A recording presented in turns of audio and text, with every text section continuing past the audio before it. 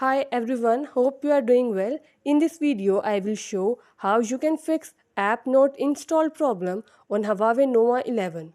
Before starting this, please press the bell icon or do subscribe this channel. Let's start our video without wasting any time.